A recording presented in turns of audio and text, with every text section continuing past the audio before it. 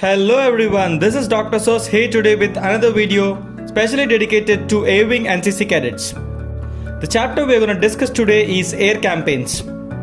So this chapter, air campaigns, is basically divided into three parts. The first part is Indo-Pak War, the second part is Operation Safed Sagar, and the third part is famous air heroes. I've formed proper notes more or less like a story to remember this very easily. When coming to the Indo-Pak War, the reason this war has happened is because of the creation of conditions in Bangladesh for safe and speedy return of 11 million refugees from the border of East Bengal, whose cost of feeding has reached 290 million even though we're provided by the international aid of 190 million. In the process of East Bengal converting into a new state of Bangladesh, the conditions which were created in Bangladesh caused aggression in Pakistan. It all happened on a fine evening of 3rd December year of 1971.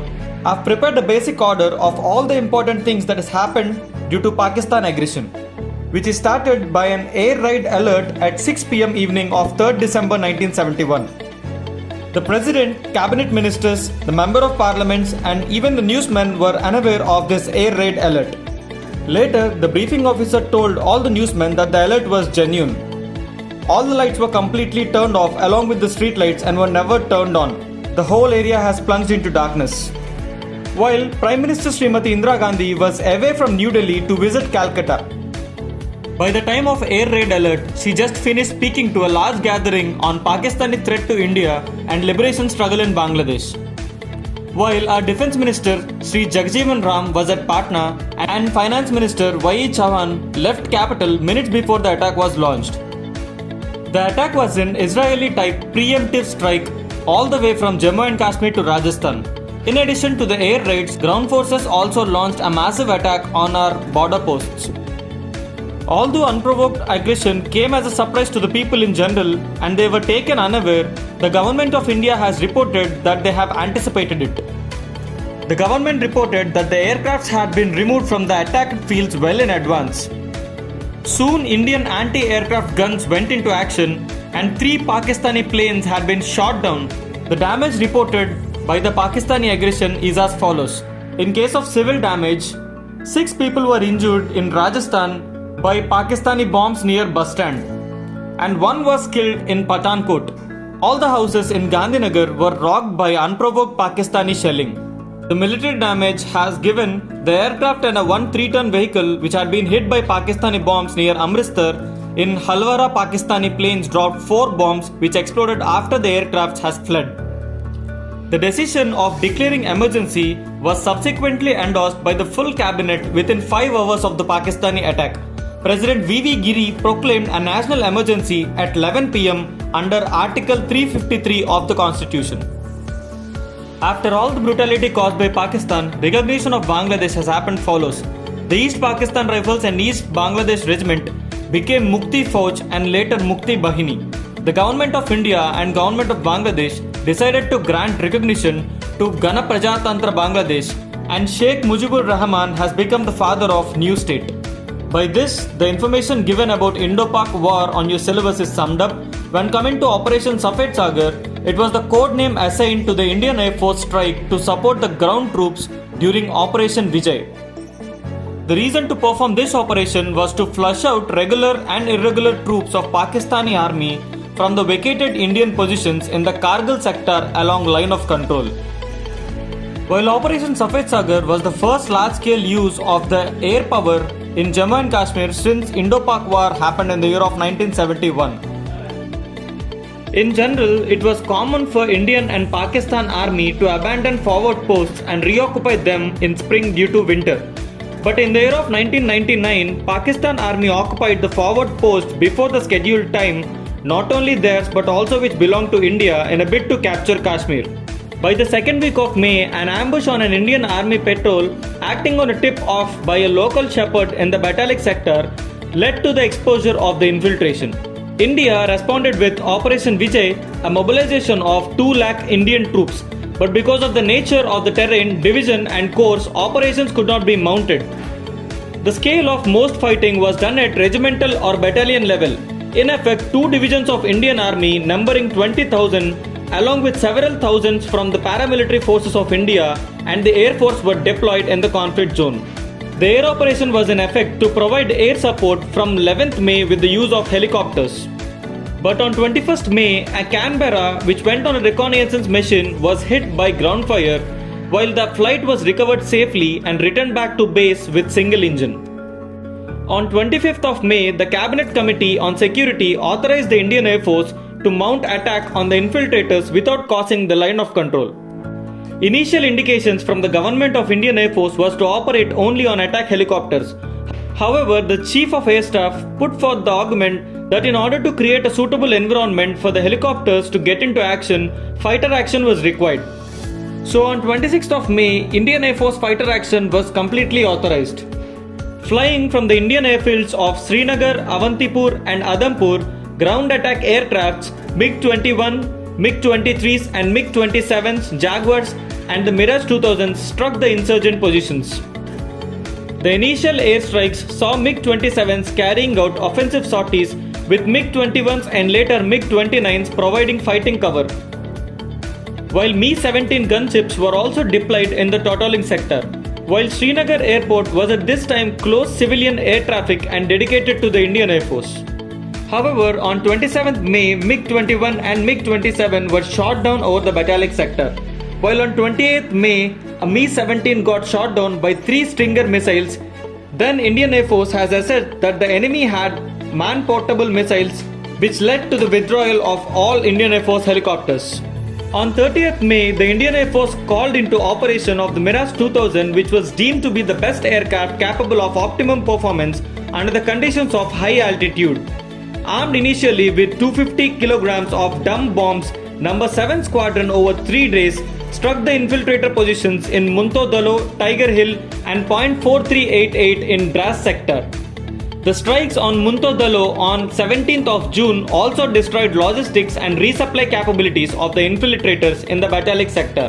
While in the last weeks of June, the Mirages armed with LGBs as well as the dumps repeatedly struck the heavily defended Tiger Hill. The choppers used here were Mi-8 and Mi-17. The transport planes used here were Avro, AN-32 and IL-76. While before, on May 27, the Indian Air Force has sent a MiG-27 on a photo recce mission over the Indian side of line of control in Kashmir, while the pilot ejected from that MiG-27 after an engine flameout due to Pakistani retaliation. The next day, the Indian Air Force lost a Mi-17 helicopter to a shoulder-fired missile near Totoling, killed a crew of 4 people, which resulted in change in strategy and technology. With the Israelis providing around 100 laser-guided bomb kits to the Indian military, the Air Force has chose to make maximum use of this and retaliated with regular sorties on Pakistan-occupied bunkers. The aircrafts were operated at about 10,000 meters above ground level height, leading to a drop in the accuracy rate of bombs.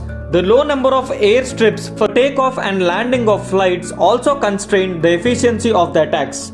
Despite this, there were hundreds of sorties on the intruders with no further material or personal casualties, enabling a gradual takeover of the mountain post by the Indian troops. By July, all the remaining intruders had withdrawn and the operation was ended, being declared a success by the Indian Air Force in having achieved its primary objectives.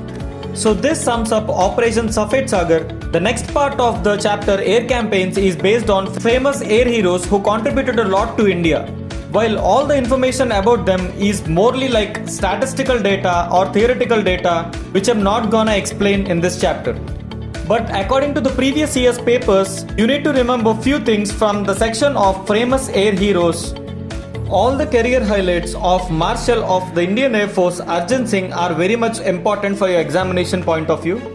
The rankings, the dates, the areas and the spacecraft and space station in the space flight of Rakesh Sharma are very much important for your examination.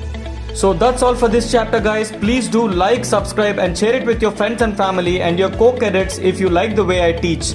Dr. Source signing off.